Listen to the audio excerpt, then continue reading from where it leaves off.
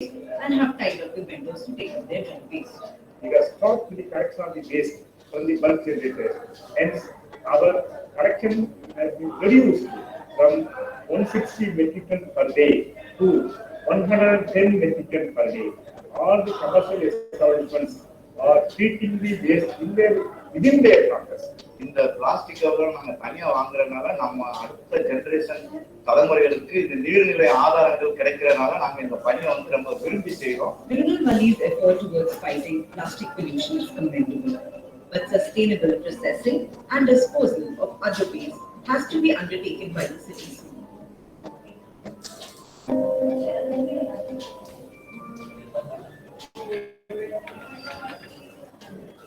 So that is how the plastic waste is handled in Tirunelveli, and it has become a role model in like all over the India for handling the plastic waste.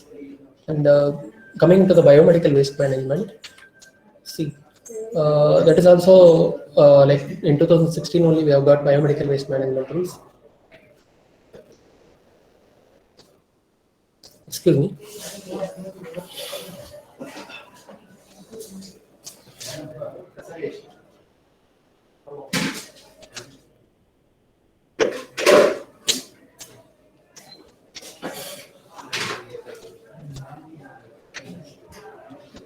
Yes, coming into the biomedical waste management, it's like one of the again important area where we need to have full concentration. So here also segregation is important. Then that storage, proper storage, transportation, and finally the disposal. So according to the 2016 rules, we have 4 color bins. For each bin we have like for the depending upon the contamination, the color bins will be used. For the blue color, we'll be having the glass waste, broken glass waste, and for white color mainly the blades and needles. Orange color, the contaminated waste, plastic bags, bottles, and all. And for yellow color, we will be having the human anatomical waste and expired medicines. Everything will be stored in the yellow color plastic waste. So this is like the biomedical waste. Also, to have a clear understanding, we have a video. The correct disposal of biomedical waste and hard medical waste is a huge challenge in India. Since the advent of COVID, the disposal of PPE kits used by the healthcare workers and gloves and masks worn by the general public has only made a tough challenge even harder. This waste has started accumulating everywhere. With much of this waste having been used by or around sick people, their unsanitary disposal is both a health and environmental hazard. To dispose of biomedical waste safely, there has to be a coordinated teamwork between the various governments, district level management, hospital authorities, health workers, infrastructures like incinerators, and constant surveillance of disposal. It is estimated that 0.33 million tons of medical waste is generated in India annually. Solid waste from hospitals consist of bandages, linens, and other infectious waste, which constitute about 30 to 35%. Plastic waste is about 7 to 10%, disposable syringes 0.5%, glasses 3 to 5%, and others constitute 45%. In most places, especially secondary and tertiary healthcare facilities, there is a complete lack of infrastructure management and planning in how this waste is disposed. A recent survey showed that our disposed masks and gloves are ending up in our river systems and the ocean. If we want a healthy future, the safe disposal of biomedical waste and personal protective equipment is an absolute must.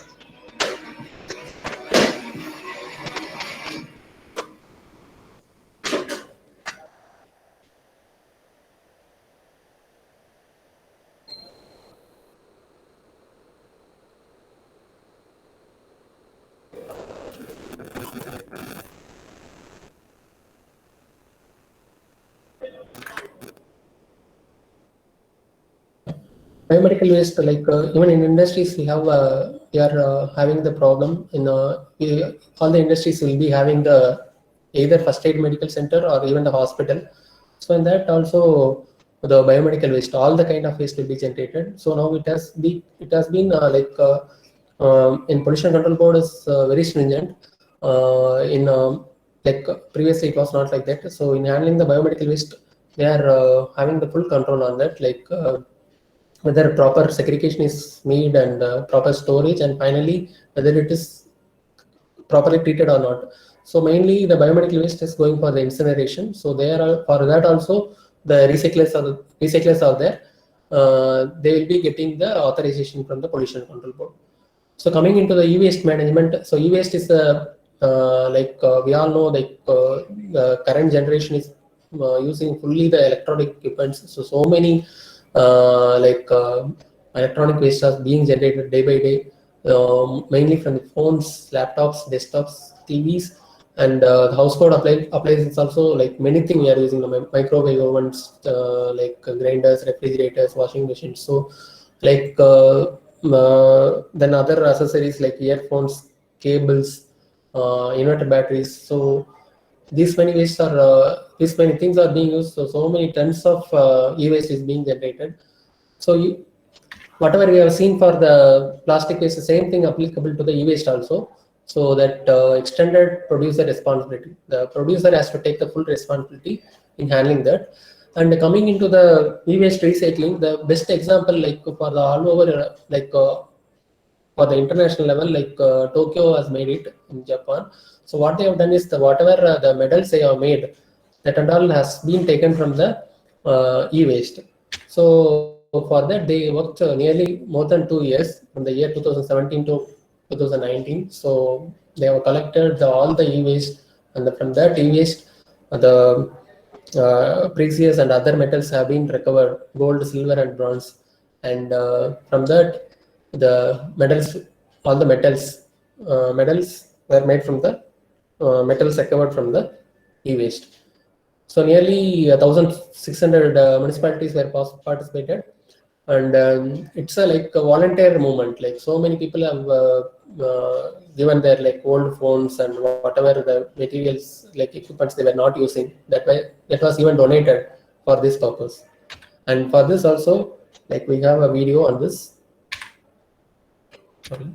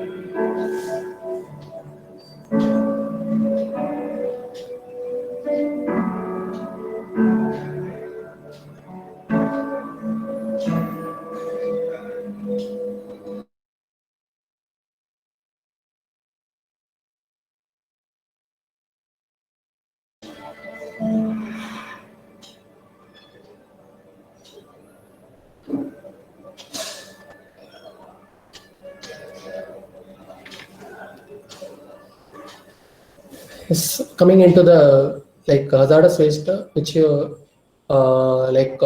are generating, means like all the industries will be generating the hazardous waste. So for that, the recent notification came in the year 2016. So initially, in the 1989, the first management rule was made. Then in the 2002, it was amended. Again in 2018, it was amended, and final amendment was made in the year 2016. So we call it as hazardous and other waste management rules and transboundary movement rules, 2016. See, under this, the main thing is that generation, then proper collection, storage, and finally the transport, treatment, and disposal. So we call it as TDSF, treatment, disposal, TSDF, sorry, treatment system and disposal facility. So under this rule, there are 6 chapters. So mainly the chapter number 4, which is telling about treatment, storage, and disposal facility. So that is the main thing we need to follow in all the industry. Like after we'll be generating, so after the generation, the material has to given to the recyclers, so that they will be doing this TSDF. See other packaging, labeling, and all to other waste is covered in the chapter number 5, and even some of the hazardous waste are imported since it's having some metals, precious metals, so that is covered in the chapter 3. Then other other miscellaneous things are covered in the chapter 6. See, coming into the power plant where I am working now, the hazardous waste, the main hazardous waste being generated are one is the spent oil. Wherever we are having the pumps, wherever we are having any rotating equipment, motors, wherever the equipments are running, we'll be having the oil for that cooling, and that oil, the spent oil, used oil, that will be that is one of the major hazardous waste generated from the any thermal power plants. So not only thermal power plants, in all the industries, this waste will be generated. According to the hazardous waste management rule, we call it as like 5.1. So they are categorized into nearly 36 category. So in that it is coming under 5.1. So second other hazardous waste will be like residues containing oil. So wherever we are cleaning the oil with the cotton waste or something, so that also will be contaminated with oil. So that is called that is also will fall under the hazardous waste. So that is in our case it is coming under 5.2 category. So residues containing oil, and finally like every plant will be having the treatment system, water treatment system, right? So in that water treatment system, we will be using the resins for either anionic or cationic. In some cases, we'll be using both anion and cation. So in that, like spent resin will be generated. So after the water treatment, we'll be doing the backwashing. So backwashing, that cycle will be going on for some time. So once the life cycle gets over for that resin, so that will be taken away and new material will be replaced. So in that spent resin, it is also falling under the hazardous waste. So these are all the 3 main categories, category of hazardous waste generated in the power plant. So apart from this, if you take like see, we all know will be in power plant effluent will not be an issue. So in others, if you take some other plants, like if you take tannery plant, tanning process, or refinery, or any other process, like they'll be having the ETP, right, effluent treatment plant. So that effluent treatment plant will be generating the ETP sludge. Finally, all the contaminants will be removed by the chemical process. So the clear water will be let out, and whatever is settled, that is called the sludge, ETP sludge, effluent treatment plant sludge. So that is called 35.3. That is not covered in this slide, since I have covered only the thermal power plant. So like whatever coming under the ETP, so that is the main hazardous waste almost in all the industries, chemical industries mainly. So that as like, let us see like how this will be disposed. See, generally hazardous waste, how we are disposing, like first it is getting generated in the plant. So after that it is properly stored in a separate area, and we'll be transporting to the facility where that will be treated. So the proper transportation should be arranged in a closed container, and after that the treatment will be made. Either it can be recycled, or after the treatment it can be disposed into the landfill. So this is a normal process being used in the used for the hazardous waste treatment. See, coming back to that slide, so if you are taking spent oil in this case, so spent oil is stored in a separate, like in the drums, then it will be taken into the facility where it can be recycled, like it will be purified and it can be sold for some other purpose. Okay. And if you take other residue containing oil and spent resin, these two categories 5.2 and 35.2, so in that case, like this will be having some calorific value. Okay, so this can be co-processed in the any of the industries as a fuel. Like if you take cement industry, they need a fuel. Like, so what they are doing is that this waste can be added along with the raw material or something like in the fuel, and that will be that calorific value is being used. Okay, this is how, like for this also separate guidelines are there, how the co-processing can be done, how much percentage it can be used. So everything is the Central Pollution Control Board has been that the guidelines have been arrived, and that is being followed in all the industries. So this is how, like in a power plant, we are disposing the hazardous waste. Okay. And coming into the secured landfill. So whatever I have told, what all the three categories of waste will go into either reuse or it can be burnt away. Okay. So coming into the the category which I was telling, ETP sludge. Okay, effluent treatment plant sludge, that cannot be either reused or recycled, because it will be having the hazardous materials. It will be having the heavy metals. It will be having many other hazardous materials. So this can be only disposed. So how it can be disposed? It can be disposed only in the secured landfill. So it is called secured landfill. It is covered with a HDPE layer, high density polyethylene. You are seeing in the picture right side, there is a black color cover. So in this, there will be two layers of this in making the landfill.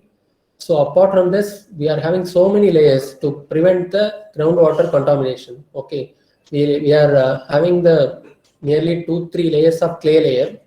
We'll be making the clay layer, and apart from that, we'll be having some for leachate collection. We are having some media in between, sand and gravels and all. And after making these many layers, after that only the waste can be dumped at the top. Okay, and here whatever you are seeing in the black, we are having that HDPE layer, and others these are all the clay layer, that green color, and these are all the gravels and this thing, drainage media. And apart from that, we are having some compact this also, sand also. So after having all this only, waste will be dumped over there, because once anything leaching is happening, because this is an open landfill. So after the raining, leaching will happen definitely. So after the leaching process happens, the leachate will be coming out from the solid waste. That leachate should not contaminate the groundwater. So that is the purpose of having all these layers. So once that, even the leachate also, we cannot leave it just like that. So that leachate will be collected in these two areas, and that will be sent to the effluent treatment plant, because that will be having definitely some toxic materials. So that will be treated, and again the process will be continued. So after this, what will happen? This will go, depending upon the waste you are dumping, the lifetime of the SLF will be decided. So suppose it will come for some 10 years, 15 years. So what finally it will be done is that we'll be covering the secured landfill. The same process, almost the same process will be followed. We'll be covering with a sand, then again clay layer, and finally we'll be again having some HDPE liner, and again some sand. And even now the greenery is developed at the top of the landfill. Okay, so this is how the hazardous waste, like whatever cannot be recycled, which can only be disposed. This is the only way can be disposed. Okay, through secured landfill. And coming into the other waste, industrial waste, these are all the main waste. Like generally in the last, now the problem is almost solved. So nearly 10-15 years back, this was the main problem: disposing fly ash, gypsum, and slag. So let us see like how the problem was there and how it was resolved. See, coming again, like if you take ash in that fly ash, so maybe many civil engineers I know, like they for the project and PhD, like many were working in the ash, right? Either bottom ash or fly ash. So how it is generated? Like let us see, like superficially, like basically you all know, like in the boiler, either coal or lignite will be fed into the boiler for making the steam. Okay, so that will be burnt here. So while burning, we'll be getting the flue gas. So the flue gas will be associated with the ash, fly ash. So that fly ash will be collected in electrostatic precipitator. So after the collection, the clean gas will be let out through the chimney. So whatever the ash is collected, that is called fly ash. Like whatever the material you are collecting from the boiler at the bottom, that is called bottom ash. Okay, these are all the two waste is generated in the power plant. So how was the issue initially, like the year 90s, 2000s and all? There were only the wet ash disposal system. Means like whatever ash you are collecting, that ash will be mixed with the water and that will be pumped to the pond, that is called ash pond. So that slurry will be pumped over there, and after the pumping over there, then water will get evaporated. After that, the powder which is remained, that will be flying away whenever heavy wind is there. So that was creating main problem related to air pollution and related to water pollution also. So some of the fly ash will be mixed with the natural resources like water or coastal areas. So that was creating the major environmental problem. So like if you see the right side picture, like that kind of the slurry will be pumped to the ash pond. So how the issue was solved? So the issue was solved like whatever the plants now being commissioned now or commissioned 10 years back, so they are having the only silos, means dry ash collection system. Whatever the ash is collected in the ESP, that electrostatic precipitator, that will not be mixed with water. Through pneumatic, through compressor, through pneumatic way, it will be taken into the silos in the dry way, and from that silos, the vehicles will be taken directly, the dry ash will be taken directly to the cement industries. So that is how the problem is solved, like wet ash disposal problem was solved. Okay, nowadays, like even initially, like all the plants were running out of the land. Okay, they were not having land to store the ash. Nowadays, it's not like that. Like whatever the waste is generated, fly ash is generated, like on that day itself, everything will be getting disposed of. That much demand is there. All the brick industries and cement manufacturing industries are being used this fly ash.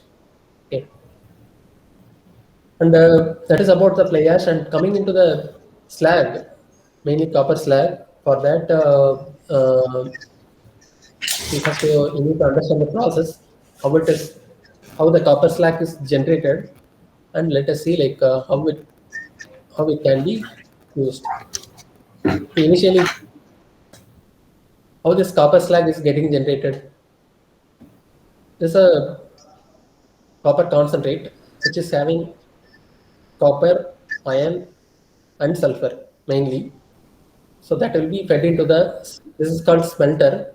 So in the smelter, it will be fed and will be doing the smelting. Smelting is nothing but heating and oxidation. So when we are doing smelting, the flue gas will be coming out from that. That will be taken into the sulfuric acid plant. Okay, that will be having the high concentration of SO2, And like as I told, concentrate, that raw material will be having the copper, iron, and sulfur. Okay, so that sulfur will be going as sulfur dioxide.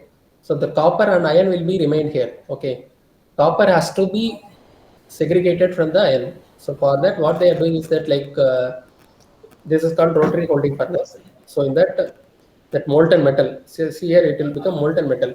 So molten metal will be on hold for some time. So in that, the slag will be settled at the bottom and the copper rich material will be at the top. So this, whatever the slag as a molten stage is settled at the bottom, it will be quenched.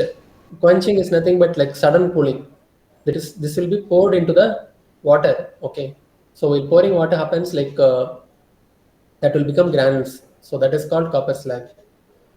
So like if you are interested in copper making, like see, after this is a rotary holding furnace. After that, it will go to the other converters where the here copper percentage will be 30%. Here it will become 60%. In the converter it will become 90%, and finally in the anode furnace it will become 99.1%, and finally in the refining, electro refining, this will become 99.99% purified copper. So this is how copper is being generated. So like copper is the main product here, and we are getting the SO2 as a sulfur dioxide as a air pollutant that will be taken into the sulfuric acid plant. Okay, that is not a problem. And when we are concerning about the solid waste here, the main solid waste is getting generated is the copper slag. So here it is generated in two ways. This is rotary holding furnace and slag cleaning furnace. So in these two furnaces, we are getting the copper slag. So just I'll repeat, like whoever has not understood. See here, the copper concentrate will be fed to the reactor in the smelter. That will be having the copper, iron, sulfur as a main constituents, 30%. Remaining silica and heavy metals will be there. So here the copper will be getting concentrated. Copper and iron will get melted. That copper and iron will be coming into the rotary holding furnace where like through density it is getting separated, and whatever rich in iron, that will be poured. Due to density difference, it will get splitted. So that is mainly having the iron silicate. Okay, that is called copper slag. So that will be Ma'am, quenched. sorry to disturb you. How to pin I am missing? How to Pardon? pin I miss? I clicked a button and I'm not able to know what is the mistake I did. Sorry, I'm not getting. Hello. Hello.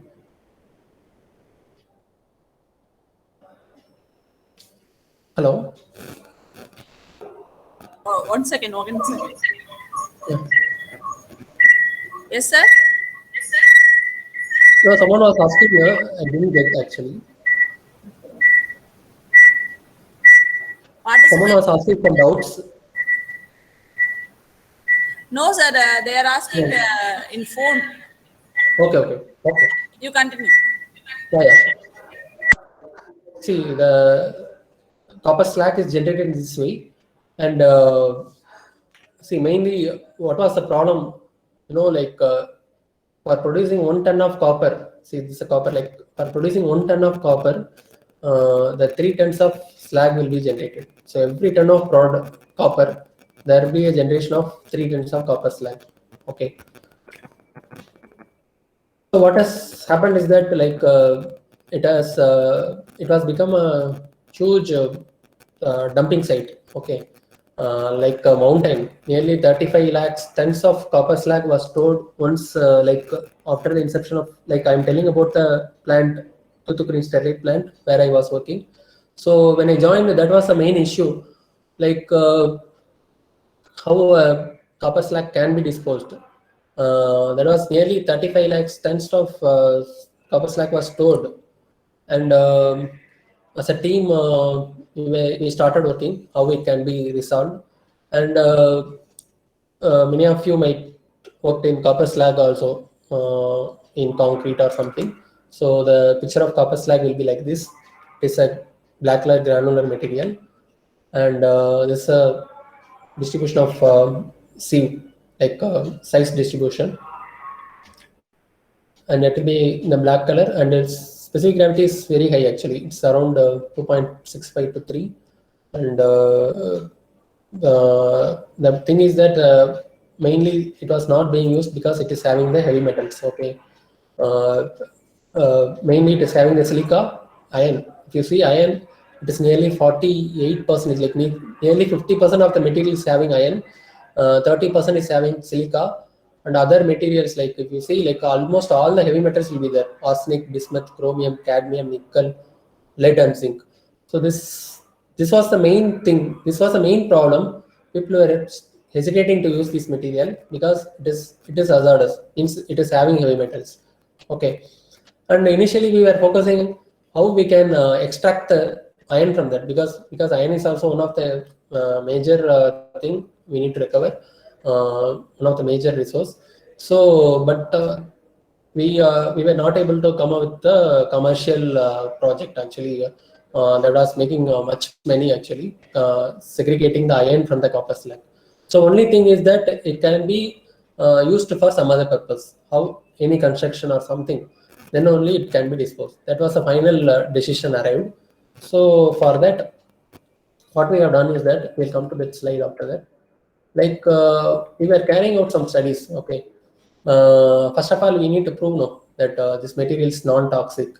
So for that, we went to Toxicological Research Center, Industrial Toxicology Research Center. Okay, that from that, and initially it is proved that whatever is coming out, that leachate or something, that is not affecting the crops.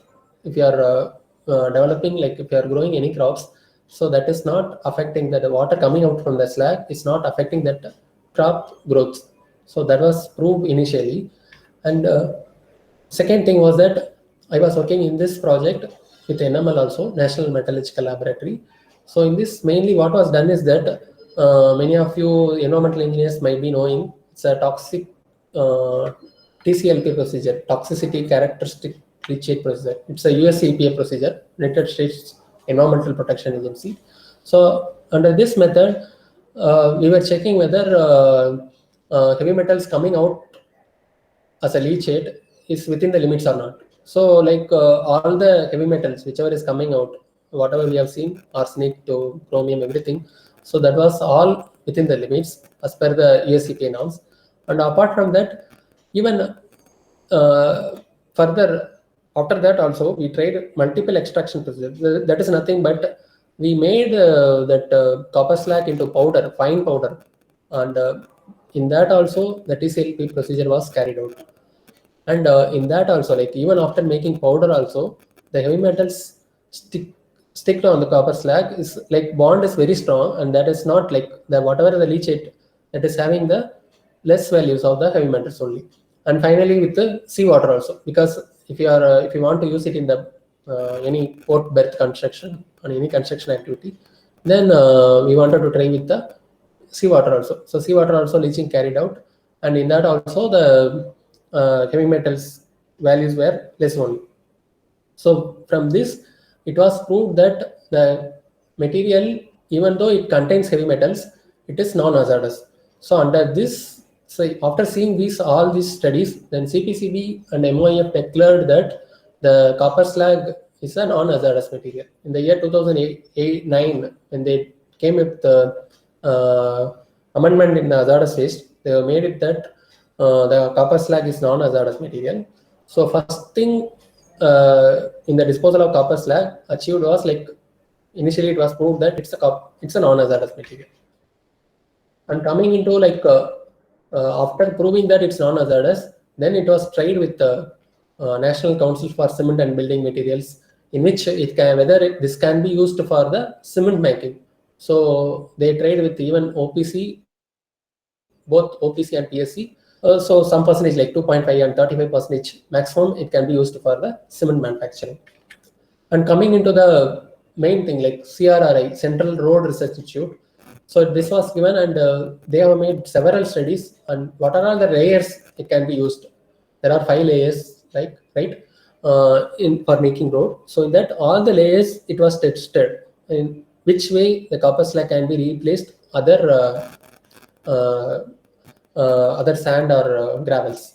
So that way the study was conducted, and they also came with some conclusion like it can be mixed in most of the layers, partly like 20%, 50% or 25%, like that. The aggregates can be replaced with the copper slag. And the last study was carried out with the Structural Engineering Research Center (SCRC). That the final try was made in the concrete also. So we tried with cement making, concrete, first cement making, then road making, and finally with concrete. So in concrete also, the study was conducted, and it was like the report was positive that it can be used in the concrete making also. So with all this, and finally not leaving this murray in coastal areas, whether it can be used or not. So to prove that, the study was conducted with the National Institute of Oceanography also, NIO. So in that they have studied, bioassay study was carried out. The whatever the coastal either flora or fauna that were exposed to the leachate of the copper slag, and their health was studied, and finally it was proved that nothing was get affected much by the copper slag leachate. And after carrying out these many studies, and that's what I was telling, this copper slag in the year 2008, like when it was declared by Government of India, Ministry of Environment and Forest, it is a non-hazardous material. Okay. After conducting all these studies, then finally this is a picture of the road making. So what we did is that in Thoothukudi Madurai Road, there is a bridge. So in that embankment, that bridge was actually they were enlarging the bridge, width of the bridge. So in that embankment was made purely with only with the copper slag and fly ash from the Thoothukudi thermal power plant. So what was done is that, see, if you see every layer, there will be a mixing of copper slag and fly ash. Okay, 50% that will be mixed with this tractor, with the rolling this thing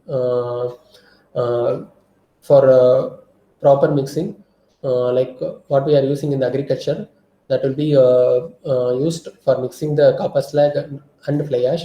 And after thorough mixing, then rolling will be done. Like this, all the layers of embankment has been done nearly for the 4 to 5 meter height. So after that, the road was made. So still this bridge is like CRRI was continuously watching all the layers, Central Road Research. They were taking all the samples, and the road, whatever sample was taken, it was finally proved that this can be very well replace the normal sand for embankment. And apart from that, the final bituminous layer also in for the 1 kilometer stretch, it was being used in the road making in Madurai Thoothukudi. Okay, see in the left side corner, if you are seeing that is a copper slag dumped nearly 40 lakhs, 35 to 40 lakhs tons was stored once a time. And what happened, after doing these many studies, it went for all the embankment wherever the filling material is needed. And after having the report, after seeing the report of SCRC, Structural Engineering Research Center, then it is used in the ready mix concrete and other concrete also. That's how the almost copper slag that has become waste became wealth actually. Initially it was given for free of cost. After that, even the people paid and taken it. Okay, so that is how this copper slag problem was solved in the copper manufacturing industry. And similarly for phosphogypsum, I have not made slide. So phosphogypsum also the similar case, nearly like this, nearly 15 to 20 lakhs tons were stored. So what happened, the quality of gypsum was very bad. So what the acidity was there in the gypsum. the pH was nearly 3 to 4. So no cement industries were ready to take the gypsum. So what really done is that very simple thing. We were adding some alkaline powder and making the pH into normal 7, and after that the almost all the phosphorus gypsum were disposed to the cement industries. Once the quality of the gypsum improved, then the problem of phosphorus gypsum also was solved. So like this, all the waste whatever is generated was solved. Okay, and that's about the case studies. And coming back to the general solid waste, our population is getting increased. So in another 30 years, we'll be generating more waste. So we should have a proper system for management of solid waste. And it's a responsibility of everyone. Either we need to go for we should take the responsibility either to reduce the waste generation, and at the same time we should also properly handle the waste. Okay, and before concluding, let's see the video.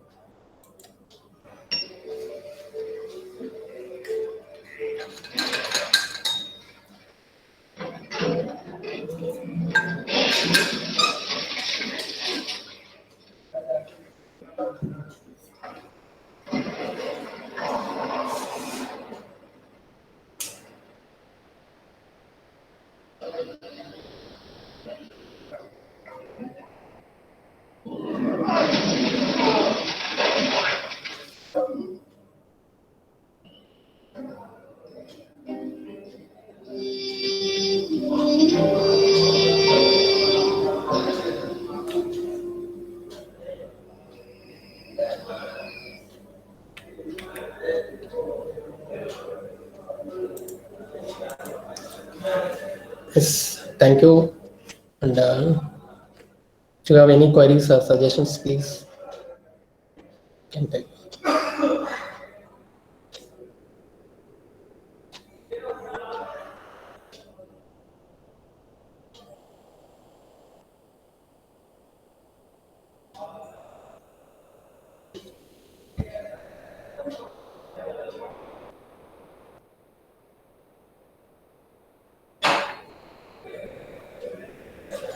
Participants, if you want to ask any questions, please.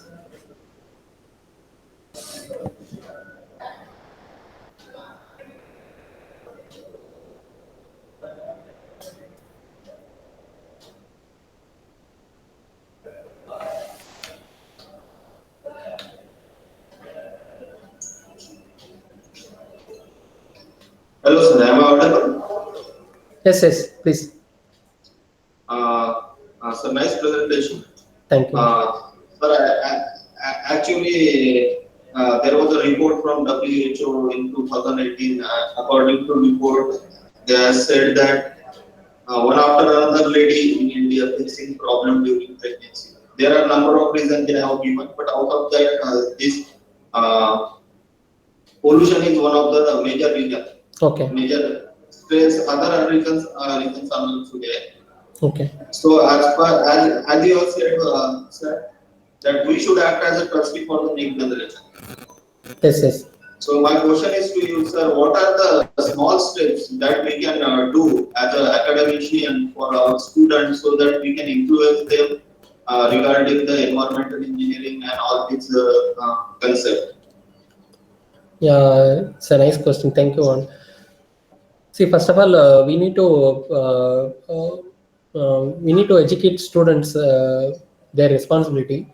Like even throwing the waste itself, we need to have some. I feel like we should have some responsibility, right? When we are throwing plastic waste and even household, I'm telling. So when we are throwing, what is happening? We are throwing in the open land. Okay, it is getting contaminated by the rainwater and all, and even see in almost in all over India, the cows are now eating in the open places only. So whatever we are throwing, that is being eaten by the cows, and it is getting recycled. Like whatever we do, it is coming back to us. That's how the last video I've shown to you. So that consciousness should be there with all the citizens. Okay, that whatever we do, that will come back to us. So as a responsible citizen, first of all, we need to segregate the waste, and almost now in all part of the cities now that waste segregation method have been implemented. So we need to support the system, and that responsibility, that consciousness, if we have, I think we can come out of the most of the problems. The main thing is that simple thing. When we go for shopping, we should go with bags. So if we don't go with bags, we'll come with carry bags, and we'll be generating the waste. And here that waste will go into the finally to the sea. That will pollute the entire ocean, entire ecosystem, and finally we will be getting affected from that. Yes, sir. Why I ask this question, sir? Because I have seen the student number of times when I during the lecture, Okay. I ask them to switch off the lights and everything. But that effect remains for 1 or 2 days. 2 days. And now it's my sixth year in the teaching line. Okay. What I am asking, sir, is what potential step the academician must or university must take on so that we should not worry about what government is doing. We should start from our side, and that step should be such a potential that everybody should act according to this. Yeah, there should be some. I feel there should be some eco clubs. Are you having that kind of thing? Anything in your university? Yes, sir. We are running with some green NGOs are there. A number of things are there, but slowly and gradually the students are learning. Students are seeing the effect of climate change and all this pollution. I'm basically from Maharashtra in Aurangabad city. Up till now, we don't have such a solid waste plant. Okay. That we can segregate plastics and biological waste, non-biological waste separately. We are reaching to Mars, but we don't have such a solid waste system in our city. That is a concern. Yeah. So we have generated our own waste. We have utilized our waste. We segregate at our university level, and we produce manure from that. We use the recycle water for the gardening purpose. Okay. That small step we are running through. Hope so the student will understand the consequences, because as an academician, as a lecturer, we get only 40 minutes. During the 40 minutes, we have to conclude our syllabus and we have to discuss regarding the things. Yes. And happy to know. Yeah. Happy to know that you are doing some like green activities. So keep doing so that the good things will always get spreaded. So I feel that will go into like other colleges also will initiate the same thing. So that will get spreaded. Yes, sir. Yes, Yes. sir. Thank Thank you, sir. Thank you. Thank you.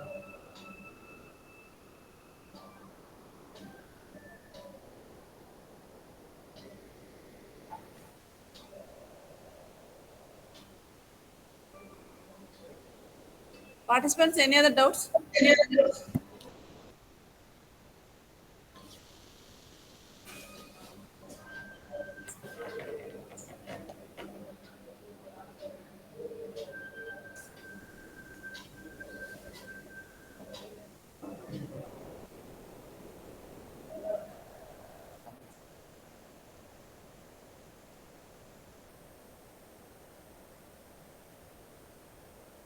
Thank you, sir.